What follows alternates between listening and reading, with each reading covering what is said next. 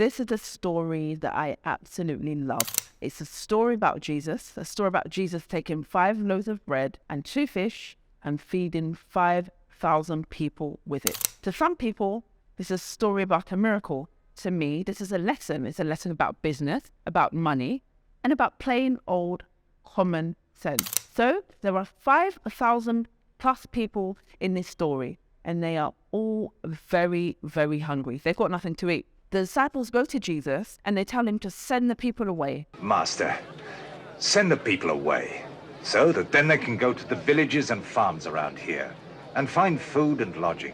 And Jesus tells them, no, we are not going to do that. You yourselves give them something to eat.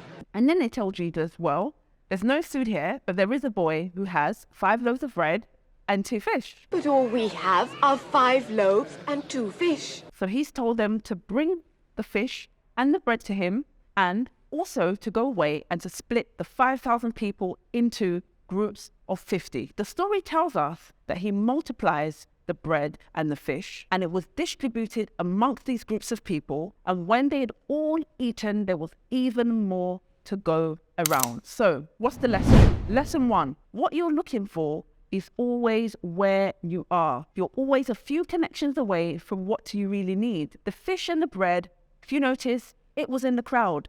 They didn't need to go anywhere to go and find it. If you want to build wealth, look within your own circle. Look within your own community. Look within your own family and your friends. You'll be surprised what you find there.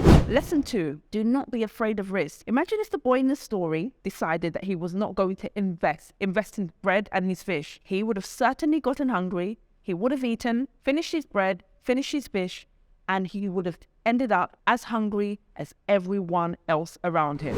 Lesson 3, make sure your risks are calculated. If you read the story carefully, you will notice that Jesus knew his numbers. He told the disciples to split up the 5,000 people into groups of 50. He knew that he had 5 loaves of bread and 2 fish. He took a calculated risk. He did not throw shit at the wall to see what stuck.